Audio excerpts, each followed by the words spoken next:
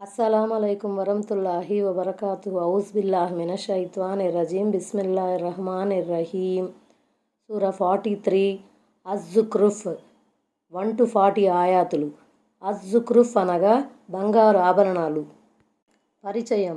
ఏక దైవారాధన, మరణించిన తర్వాత మళ్ళీ లేపబడడం, శిక్షా బహుమానాల గురించి ఈ సూరా నొక్కి చెప్పింది. ఇందులోని 35వ ఆయతులో బంగారు ఆభరణాల గురించిన ప్రస్తావన వచ్చింది. ఆ ప్రస్తావన ఆధారంగా దీనికి ఈ పేరు పెట్టడం జరిగింది.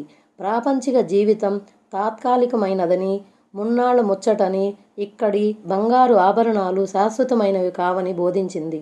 ప్రాపంచిక జీవితం మంచివారికి, చెడ్డవారికి అందరికీ దక్కుతుందని, కానీ పరలోక జీవితంలో సంతోషాలు కేవలం మంచివారికి మాత్రమే దక్కుతాయని, అవి శాశ్వతమైనవని తెలియజేసింది. దివ్య ఖురాన్ను ఒక స్పష్టమైన గ్రంథంగా అభివర్ణిస్తూ ఈ సూర ప్రారంభమయ్యింది. ఈ గ్రంథం పూర్తిగా వివేకంతో నిండి ఉందని, అయినప్పటికీ అవిశ్వాసులు దీనిని తిరస్కరిస్తున్నారని, ప్రవక్త ముహమ్మద్ సల్లల్లాహు అలైహి వసల్లం ఒక సాధారణ మానవ మాతృడైనందున ఆయన్ను దైవ సందేశహరునిగా విశ్వసించడానికి నిరాకరిస్తున్నారని విమర్శించింది. ప్రవక్త ముహమ్మద్ సల్లల్లాహు అలైహి వసల్లంను ఉద్దేశించి ఆయన రుజుమార్గంపై ఉన్నారని, ఆయన తనకు అందజేయబడుతున్న సందేశానికి స్థిరంగా కట్టుబడాలని బోధిస్తూ, గత కాలాల ప్రవక్తలు ఏ విధంగా సత్యధర్మ ప్రచారానికి సంఘర్షించవలసి వచ్చిందో వివరించింది. వారిని కూడా ఆయా జాతుల ప్రజలు తిరస్కరించి వారిపై దౌర్జన్యాలు చేశారని తెలియజేసింది. ప్రజలు ఆరాధనల్లో చేస్తున్న ఘోరమైన తప్పిదాన్ని ఈ సూరా ఎత్తి చూపింది. ప్రజలు తమ తాత ముత్తాతల విశ్వాసాలను గుడ్డిగా అనుసరిస్తున్నారని, ఆ విధంగా తాము అల్లాహ్కు భాగస్వాములను కల్పించే ఘోరమైన తప్పిదం చేస్తున్న విషయాన్ని కనీసం గుర్తించడం లేదని ఈ సూరా విమర్శించింది. 1-2 ఆయాతులు. హామీం. సుస్పష్టమైన ఈ గ్రంథం సాక్షిగా. ఆయత్ నంబర్ 3. మీరు అర్థం చేసుకోవటానికి గాను మేము దీనిని అరబ్బీ ఖురానుగా చేశాము. అరబ్బీ భాష ప్రపంచంలోకెల్లా అత్యంత తేటమైన భాష. అదీగాక అది తొలుత అరబ్బు వాతావరణంలో అవతరించింది. అందువల్ల వారికి సులభ గ్రాహ్యంగా ఉండేందుకు దాన్ని అరబ్బీలోనే పంపవలసిన ఆవశ్యకత ఎంతైనా ఉండింది. ఆయత్ నంబర్ 4. నిశ్చయంగా ఇది మాతృ గ్రంథం లౌహె మహఫూజ్లో ఉన్నది. మా వద్ద అది ఎంతో ఉన్నతమైన వివేకంతో నిండిన గ్రంథంగా ఉన్నది. దివ్య ఖురాన్ యొక్క ఔన్నత్యం, వైశిష్ట్యం గురించి ఇక్కడ చెప్పబడింది. ఊర్ధ్వ లోకాలలోనే ప్రభువు సన్నిధిలో దానికి గొప్ప విలువ ఉన్నందున భూవాసాలు కూడా సదా ఈ విషయాన్ని దృష్టిలో పెట్టుకోవాలని, ఈ ఉద్గ్రంథం పట్ల ఉత్తమ రీతిలో వ్యవహరించాలని, దీని ద్వారా మార్గదర్శకత్వం పొందుతూ ఉండాలని దీని భావం. ఉమ్ముల్ కితాబ్ మాతృగ్రంథం అంటే లౌహె మహఫూజ్ అన్నమాట. ఆయత్ నంబర్ 5. ఏమిటి, మీరు హద్దు మీరిపోయే జనులైనందున మేము ఈ ఉపదేశాన్ని మీ నుంచి మళ్లించాలా? ఈ వాక్యంలో పలు భావాలు ఇమిడి ఉన్నాయి. ఉదాహరణకు 1. మీరు అనునిత్యం పాపాలలో మునిగి తేలుతున్నారు, అందుకని మీకు బోధపరచటం మానుకోవాలన్నది మీ అభిమతమా? 2. లేదా మీరెంతగా చెలరేగిపోయినా, తిరస్కార వైఖరిపై ముండికేసినా మేము మిమ్మల్ని చూసి చూడనట్లుగా వ్యవహరించాలన్నది మీ ఉద్దేశమా? 3. లేదా మిమ్మల్ని చంపేసినా పర్వాలేదు గాని మీకు ఎలాంటి నిషేధాజ్ఞలు జారీ చేయరాదన్నది నీ మనోగతమా? 4. లేదా మీరెలాగూ ఖురాన్ను నమ్మటం లేదు కాబట్టి మేము దీని అవతరణ క్రమాన్ని నిలిపివేయాలన్నది మీ అభిప్రాయమా? వీటిలో మొదటి భావార్థాన్ని ఇమాం తబ్రీ సమర్థించగా, చివరి భావార్థానికి ఇమాం ఇబ్న్ కసీర్ ప్రాధాన్యమిచ్చారు. ఆయన ఇలా అన్నారు: నిరంతరం ప్రజలు ఖురాన్ పట్ల విసుగును, విముఖతను ప్రదర్శించిన ఆయన వివేచనతో నిండిన ఖురాన్ అవతరణను నిలుపకుండా దాన్ని పరిపూర్తి గావించడం ఆయన దయాదాక్షిణ్యాలకు ప్రతిరూపం. సన్మార్గం రాసిపెట్టిన వారు ఆ భాగ్యాన్ని ఆస్వాదించగలిగేందుకు, మార్గవిహీనులని రాసిపెట్టి ఉన్న వారిపై బాధ్యత తీర్చుకునేందుకు దేవుడి ఏర్పాటు చేశాడు. ఆయత్ నంబర్ 6. మేము పూర్వీకులలో కూడా ఎంతోమంది ప్రవక్తల్ని పంపించాము. ఆయత్ నంబర్ 7. తమ వద్దకు ఏ ప్రవక్త వచ్చినా వారు అతన్ని పరిహసించకుండా వదల్లేదు. ఆయత్ నంబర్ 8. మేము వీళ్లకన్నా ఎక్కువ ఘటికులనే పట్టుకొని అంతమొందించాము. పూర్వీకుల దృష్టాంతులు గడిచి ఉన్నాయి. అంటే వారు ఈ మక్కావాసుల కన్నా గట్టివారు, బలిష్ఠులు. మరో చోట చెప్పబడినట్లు వారు సంఖ్యాపరంగాను, బల పరాక్రమాల రీత్యాను వీళ్లకన్నా ఎక్కువే. మోమిన్ 82. అంటే దివ్య ఖురాన్లో ఆ జాతుల గాథలు ఎన్నో చోట్ల ఉపమానంగా ప్రస్తావించబడ్డాయి. ఇది మక్కావారికి వార్నింగ్ అన్నమాట. ప్రవక్తలను ధిక్కరించిన కారణంగా వెనుకటి జాతులు వారు నాశనమయ్యారు. ఒకవేళ వీరు గనక తమ ధిక్కార వైఖరిని మానుకోకపోతే వీళ్లకు అదే గతి పడుతుంది. ఆయత్ నంబర్ 9.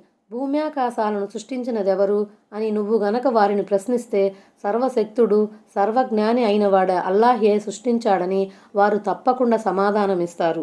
మరి ఈ యథార్థాన్ని ఒప్పుకుంటూనే ఈ మూర్ఖులు ఎన్నో సృష్టితాలను సృష్టికర్తకు భాగస్వాములుగా కల్పించారు. ఈ విధంగా తెలిసి వారెటువంటి ఘోర తప్పిదం చేస్తున్నారో వారి మూర్ఖత్వం ఏపాటిదో ఈ వాక్యం ద్వారా బోధపడుతుంది. ఆయత్ నంబర్ 10. ఆయనే మీకోసం భూమిని పాన్పుగా చేశాడు. మీరు మార్గం తెలుసుకోగలగడానికి అందులో మీకోసం దారులను ఏర్పరిచాడు.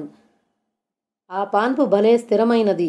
మీరు దానిపై నిలబడతారు, నడుస్తారు, దానిపై పండుకుంటారు, ప్రయాణాలు చేస్తారు. ఆ నేల పాన్పు అటూ ఇటూ దొర్లిపోకుండా ఉండటానికి అందులో ఆయన పర్వతాలను మేకులుగా పాతిపెట్టాడు. ఒక ప్రాంతం నుంచి మరో ప్రాంతానికి, ఒక రాజ్యం నుంచి ఇంకో రాజ్యానికి సాగిపోవటానికి అనువుగా అందులో త్రోవలను ఏర్పరిచాడు. తద్వారా మీరు వర్తకం చేస్తారు, దైవ కృపను అన్వేషిస్తారు, మరెన్నో విధమైన మీ జీవన అవసరాలను తీర్చుకుంటారు. ఆయత్ నంబర్ 11. మరి ఆయనే ఒక లెక్క ప్రకారం ఆకాశం నుంచి నీళ్లను కురిపించాడు.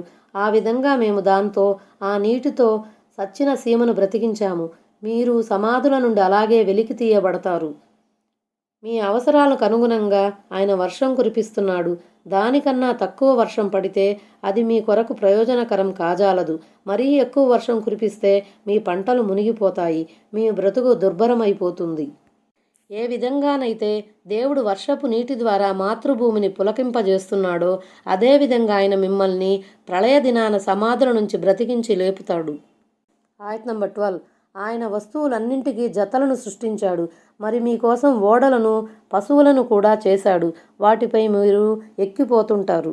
అంటే ప్రతి దానికి ఆడా మగ అనే జంటను సృష్టించాడు. మనుషులు, జంతువులు, వృక్షాలు మొదలగు వాటిలో ఈ ఆడ మగలున్నాయి.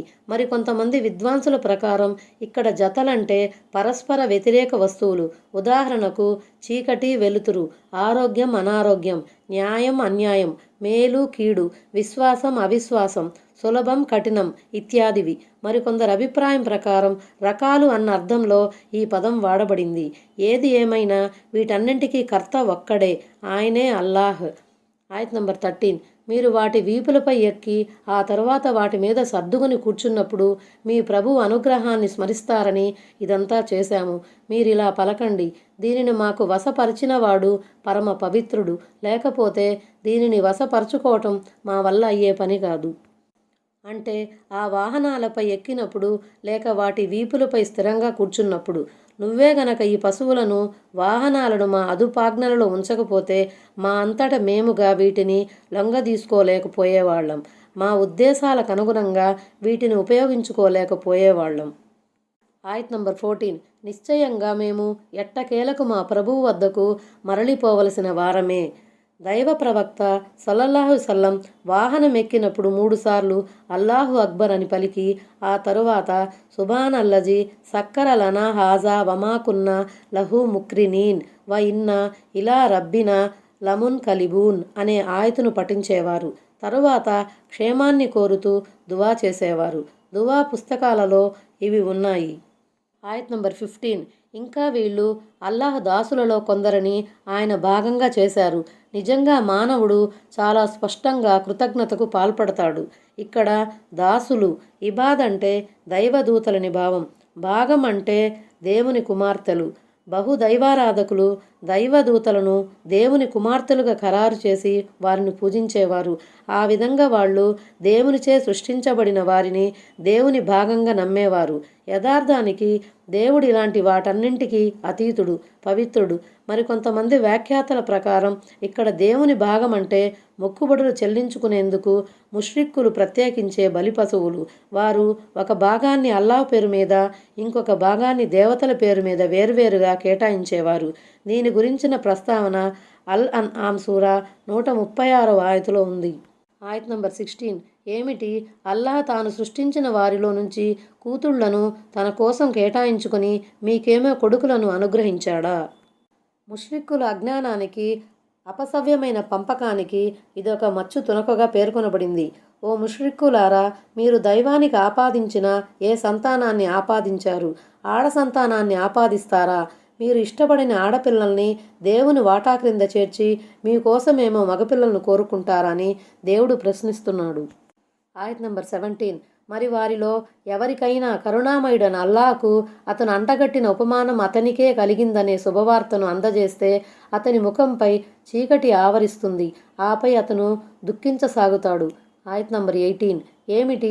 ఆభరణాల మధ్య పెరిగి వాదోపవాదాలలో తన మాటను స్పష్టంగా విడమర్చి చెప్పలేని ఆడ సంతానం అల్లాహ్ వాటాలోనికి వస్తుందా? ఈ ఆయతులో స్త్రీల 2 ముఖ్య గుణాలు ప్రస్తావించబడ్డాయి. 1. వారు ఆభరణాలు, అలంకారాల వాతావరణంలో పుట్టి పెరుగుతారు. అంటే కాస్తంత లోకజ్ఞానం కలిగేసరికే వారు అందచందాల పట్ల, ఆభరణాల పట్ల అమితంగా శ్రద్ధాశక్తులు కనబరుస్తారు. అందువల్ల వారు స్వయం కృషిపై అంతగా దృష్టిని కేంద్రీకరించరు. 2. ఎప్పుడైనా ఎవరితోనైనా సంవాదన జరపవలసి వచ్చినప్పుడు సరిగ్గా సూటిగా తమ మనోభావాన్ని వ్యక్తపరచలేరు. ప్రత్యర్థి విమర్శలను సరిగ్గా త్రిప్పికొట్టలేరు. ఇవి స్త్రీల సహజ సిద్ధమైన బలహీనతలు. వీటి మూలంగానే పురుషులకు స్త్రీలపై ఒకంత ఆధిక్యత ఉంది. బహుశా ఈ కారణాల వల్లనే ఆనాడు ఆడపిల్లల కన్నా మగపిల్లలను ప్రజలు ఇష్టపడేవారు. ఈ జాడ్యం ఈనాడు కూడా ఉంది కదా. ఎవరి కార్యక్షేత్రాలు వారికి అనే వాస్తవాన్ని తెలుసుకుంటే ఈ బాధలు ఉండవు. ఆయత్ నంబర్ 19. కరుణామయిని అల్లాహ్ దాసులైన దైవదూతలను వీళ్ళు ఆడవారుగా ఖరారు చేశారు. ఏమిటి? వారు పుట్టుక సందర్భంగా వీళ్ళు గాని అక్కడ ఉన్నారా? వీళ్ళ ఈ సాక్ష్యం రాసుకోబడుతుంది. దీని గురించి వీళ్ళు తప్పకుండా నిలదీసి అడగబడతారు. ఎందుకంటే వాళ్లను శిక్షించటానికి విచారణ జరపటం అవసరం. దైవదూతలు ఆడవాళ్ళని చెప్పటానికి కావలసిన ఆధారాలేమీ వాళ్ళ దగ్గర ఉండవు. ఆయత్ నంబర్ 20. కరుణామయుడు అయిన అల్లాహ్ తలచి ఉంటే మేము వాళ్లను పూజించేవారం కాము అని వీళ్ళు కబుర్లు చెబుతున్నారు. దీనికి సంబంధించి వీరికి అసలు ఏమీ తెలియదు. అవి కేవలం వీళ్ల ఊహాగానాలు మాత్రమే. దేవుని అభిమతం గురించి వాళ్ళకేం తెలుసు? వాళ్ళంతట వాళ్ళుగా ఈ తలంపును దైవానికి ఆపాదించారు. ఎందుకంటే ఈ లాజిక్ వాళ్లకు తేరగా వచ్చింది. దేవుని తలంపు లేకుండా ఏ పని జరగదన్నది వాస్తవమే. కానీ ఇంతకీ దేవుని తలంపు ఏమిటో వారికి బొత్తిగా తెలీదు. దేవుని తలంపు వేరు, దైవ ప్రసన్నత వేరు. ప్రతి పని దేవుని తలంపుతోనే జరుగుతుంది కానీ దేవుడు తాను ఆదేశించిన పనులతోనే ప్రసన్నుడవుతాడు. మనిషి తన ఇష్టానుసారం చేసుకుపోయే పనులను దేవుడు మెచ్చడు. ఉదాహరణకు, మనిషి దౌర్జన్యం చేస్తాడు, దొంగతనానికి పాల్పడతాడు, నీతిబాహ్యమైన పనులకు ఒడిగడతాడు, ఇతరులను దోచుకుంటాడు. దేవుడే కనుక తలిస్తే ఈ పాపిష్టి పనులు చేసే శక్తి, స్వేచ్ఛ ఏ మనిషికి ఉండదు. వెంటనే దేవుడు అతని చేతులను కట్టిపడేయగలడు, అతని కాళ్లకు బంధాలు వేయగలడు, అతని కంటి చూపును జప్తు చేసుకోగలడు. కానీ ఇవన్నీ బలాత్కారం క్రిందకి వస్తాయి. కాగా దేవుడు మనిషికి స్వేచ్ఛా స్వాతంత్రాలను ఇచ్చి ఉన్నాడు. స్వేచ్ఛాధికారాన్ని ప్రసాదించి మరీ పరీక్షిస్తున్నాడు. అందుకే 2 రకాల పనులను, వాటి పరిణామాలను గురించి ముందుగానే తెలియపరచడం జరిగింది. ఏ పనులను దేవుడు ఇష్టపడతాడో, ఏ పనులను ఇష్టపడడో కూడా ఎరుగుపరచడం జరిగింది. ఈ 2 రకాల పనులలో మనిషి దేన్ని చేసినా దేవుడు అప్పటికప్పుడికి అతన్ని పట్టుకోడు. కానీ మనిషి తప్పుడు పనులను చేస్తుంటే మాత్రం దేవుడు అప్రసన్నుడవుతాడు. ఎందుకంటే మనిషికి తనకివ్వబడిన ఎంపిక స్వేచ్ఛను దుర్వినియోగపరిచాడు గనక. అయితే ఆ స్వేచ్ఛాధికారాన్ని మాత్రం దేవుడు ఆ మనిషి నుంచి తిరిగి లాక్కోడు.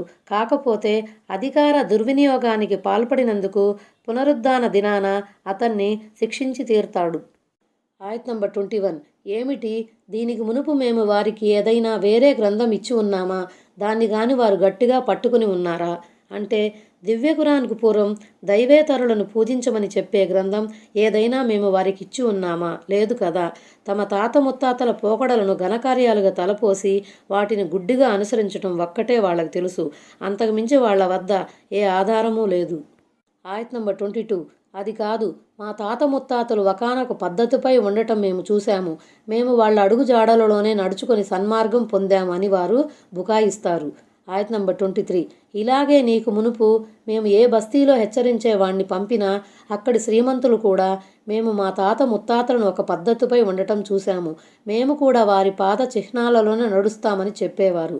ఆయత్ నంబర్ 24. మీ తాత ముత్తాతలు అనుసరిస్తుండగా మీరు చూసిన మార్గం కంటే చాలా మంచి మార్గాన్ని, గమ్యానికి చేర్చే మార్గాన్ని నేను మీ వద్దకు తీసుకువచ్చాను అని దైవ ప్రవక్త అన్నప్పుడు మీకిచ్చి పంపబడిన పద్ధతిని మేము తిరస్కరిస్తున్నామని వాళ్ళు తెగేసి చెప్పారు. తమ పూర్వీకుల ఆచార దురాచారాలను అనుసరించటంలో వారు ఆరితేరిన వారు. అందుకే దైవ ప్రవక్తల ప్రబోధనలు కూడా వాళ్ళ బుర్రకెక్కలేదు. అందానుసరణ ఎంత జటిలంగా రూపుదాలుస్తుందో దీనివల్ల విదితమవుతుంది. ఆయత్ నంబర్ 25. అందుకే మేము వారిపై ప్రతీకారం తీర్చుకున్నాము. మరి ధిక్కరించిన వారికి పట్టిన గతేమిటో చూడు. ఆయత్ నంబర్ 26. ఇబ్రహీము తన తండ్రితోనూ తన జాతి వారితోనూ పలికినప్పటి విషయం స్మరించదగినది. ఆయన ఇలా అన్నాడు, మీరు పూజించే వాటి నుంచి నేను వేరైపోయాను. ఆయత్ నంబర్ 27. నన్ను పుట్టించిన వానిని మాత్రమే నేను ఆరాధిస్తాను, ఆయనే నాకు సన్మార్గం చూపుతాడు. అంటే నన్ను సృష్టించిన దేవుడే నాకు ధర్మావగాహనను ప్రసాదిస్తాడు, మరి ఆయనే నాకు స్థైర్యాన్ని కూడా వసగుతాడు. కాబట్టి నేను ఆయన వైపునకే మరలుతాను, ఆయన్నే ఆరాధిస్తాను. ఆయత్ నంబర్ 28. మరి ఇబ్రహీము ఈ మాటే తదనంతరం తన సంతానంలో మిగిలి ఉండేట్లుగా చేసి వెళ్ళాడు, ప్రజలు షిర్కు నుంచి మరలి రావటానికి. అంటే ఈ కలిమయ తయ్యిబా లా ఇలాహ ఇల్లల్లాహ్ను గురించి తన సంతానానికి తాకీదు చేసి వెళ్ళారు. అల్ బకర సూరాలోని 132వ వచనంలో చెప్పబడినట్లు ఇబ్రహీముతో పాటు యాకూబు కూడా తన పిల్లలకు ఈ ఉపదేశమే చేశారు. కొంతమంది ఈ వాక్యంలో అల్లాహ్ను కర్తగా పేర్కొన్నారు. అలా చేశాడు అంటే ఇబ్రహీం తర్వాత ఆయన సంతానంలో ఈ విషయం ఉండేటట్లు స్వయంగా అల్లాహే చేశాడని వారు తలపోశారు. ఇబ్రహీము సంతతిలో ఏకదైవారాధన వైపుకు పిలుపు ఇచ్చే మహాపురుషులు ఎందరో ప్రభవింపజేయబడ్డారు. ఎందుకంటే ప్రజలు మరచిపోయిన పాఠాలను జ్ఞాపకం చేసి వారిని మాటిమాటికి రుజువర్తనలను చేస్తూ ఉండాలి.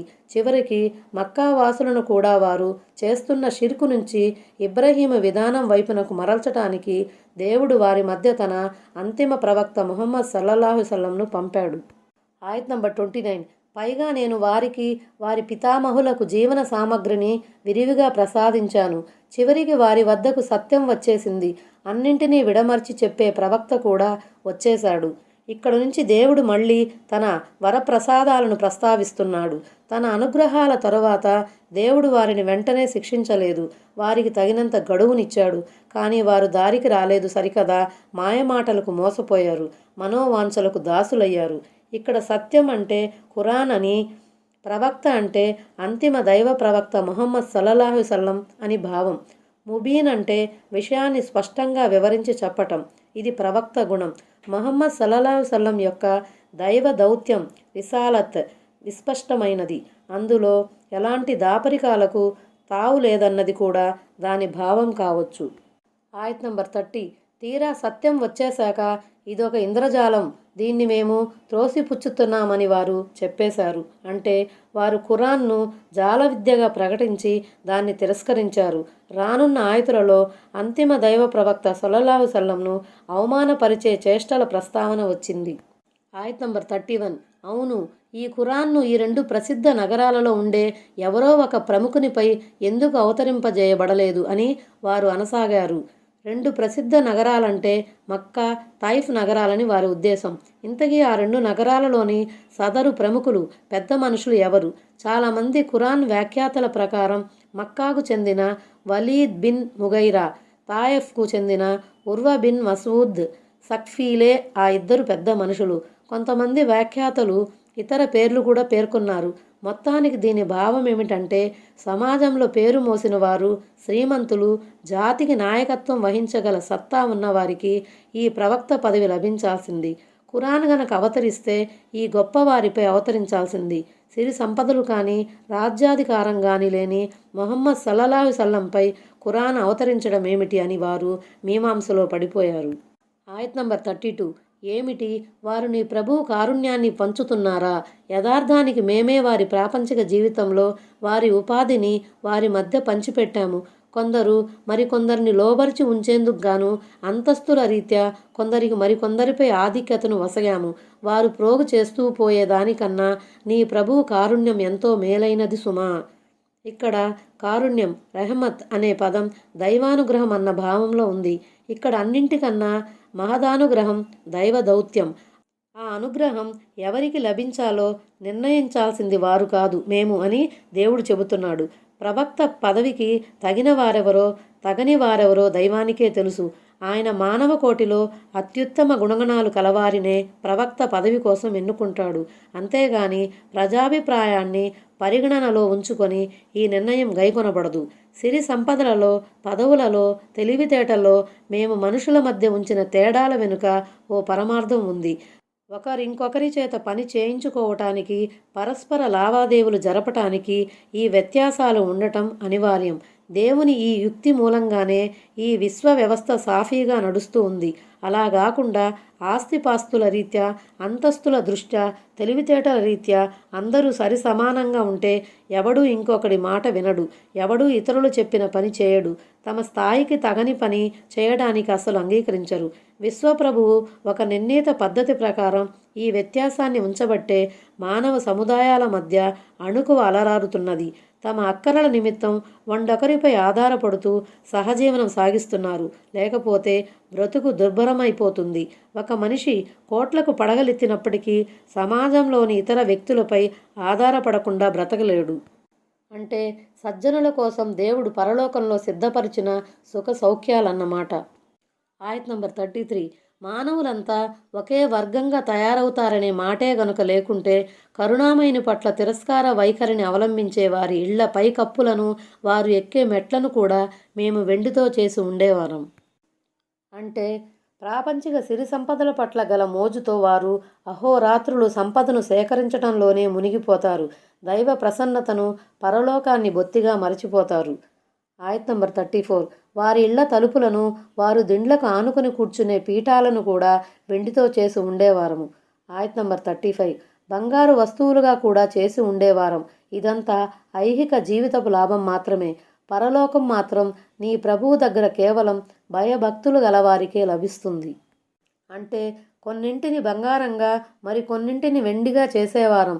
దాంతో ఆ వస్తువుల అందం మరింతగా పెరిగిపోయేది. ఇలా చెప్పటంలోని ఆంతర్యం ఏమిటంటే వారు ప్రాపంచిక తళుకు బెళుకుల్లోనే మునిగిపోతారనే మాట. లేకుంటే వారికి లెక్కలేనంత వెండి బంగారాల సామగ్రిని ఇచ్చి ఉండేవారం. ఇలా ఇవ్వటం మాకేమాత్రం కష్టం కాదు. మా దృష్టిలో ఈ ప్రాపంచిక సామగ్రికి ఏ పాటి విలువ లేదు. ఈ ప్రపంచం ఎంత అల్పమైనదో ఈ హదీసు ద్వారా ఊహించవచ్చు. అల్లా దృష్టిలో ఈ ప్రపంచానికి ఒక దోమ రెక్కకున్నంత విలువ ఉన్నా అల్లా ఈ ప్రపంచంలో ఏ అవిశ్వాసికి గుక్కెడు నీరు కూడా త్రాగనిచ్చేవాడు కాడు. బహుదైవారాధనకు, పాప కార్యాలకు దూరంగా ఉంటూ దైవానికి విధేయత చూపేవారికి ఈ పరలోక స్వర్గం అనుగ్రహ భాగ్యం లభిస్తుంది. అది ఎన్నటికీ తరగనిది, కరగనిది. ఆయత్ నంబర్ 36. కరుణామయుని స్మరణ పట్ల గుడ్డిగా వ్యవహరించే వ్యక్తిపై మేము శైతానును నియమిస్తాము. ఇక వాడే అతనికి సహవాసిగా ఉంటాడు. యాషు అంటే అసలు ఒక రకమైన కంటి జబ్బు. దానివల్ల కంటి చూపు పోతుంది. ఈ ఆయతు భావం ఏమిటంటే వీళ్ళు ఉద్దేశపూర్వకంగా దైవస్మరణ పట్ల గుడ్డివారుగా వ్యవహరిస్తున్నారు. ఆ శైతాను దైవ ధ్యానం పట్ల అలసత్వం ప్రదర్శించేవానికి స్నేహితుడైపోతాడు. అనుదినం అతన్ని మంచి నుండి అడ్డుకుంటూ చెడువైపు పురికొల్పుతూ ఉంటాడు. లేదా ఆ మనిషే శైతాను సావాసాన్ని కోరుకుంటాడు. అతన్ని వదిలించుకోకపోగా తన దైనందిన జీవితంలోని అన్ని వ్యవహారాలలోనూ శైతాన్ సూచనలను అనుసరిస్తాడు. ఆయత్ నంబర్ 37. వారు ఆ శైతానులు వారిని సన్మార్గాన పోకుండా అడ్డుకుంటారు. మరి వారేమో తాము సన్మార్గం పైనే ఉన్నామని భ్రమపడుతూ ఉంటారు. అంటే ఈ శైతానులు సత్య మార్గంలో వారికి అవరోధంగా నిలబడతారు. మీరు సత్య మార్గం పైనే ఉన్నారు కదా, ఇంకా ఎందుకు ఇటు పోతారు అని వారిని ప్రేరేపిస్తూ ఉంటారు. తత్ఫలితంగా వారు ఊహాలోకాల్లో విహరించసాగుతారు. లేదా అవిశ్వాసులు శైతానులను నమ్మదగ్గ నేస్తాలుగా తలపోసి వారు చెప్పినట్లు వింటుంటారు. ఆయత్ నంబర్ 38.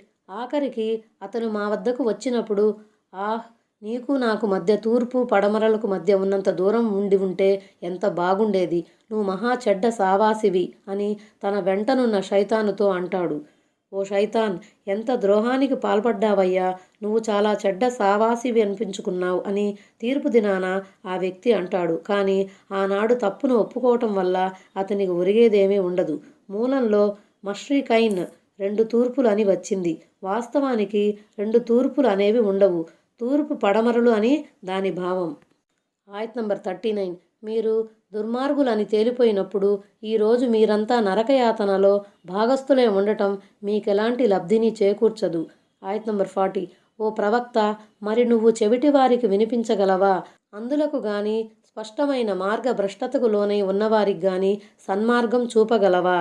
శాశ్వతమైన అభాగ్యం వారి కొరకు రాసి పెట్టబడింది. కాబట్టి వారికి ఎంతగా బోధపరిచినా లాభం లేదు. వారు బధిరులుగా అంధులుగానే వ్యవహరిస్తారు. ఇలాంటి మార్గభ్రష్టులను పదే పదే తలుచుకొని కుమిలిపోవలసిన పని లేదని దేవుడు తన చివరి ప్రవక్త సల్లల్లాహు అలైహి వసల్లంను ఓదార్చాడు. అస్సలాము అలైకుం వరహ్మతుల్లాహి వబరకాతుహు.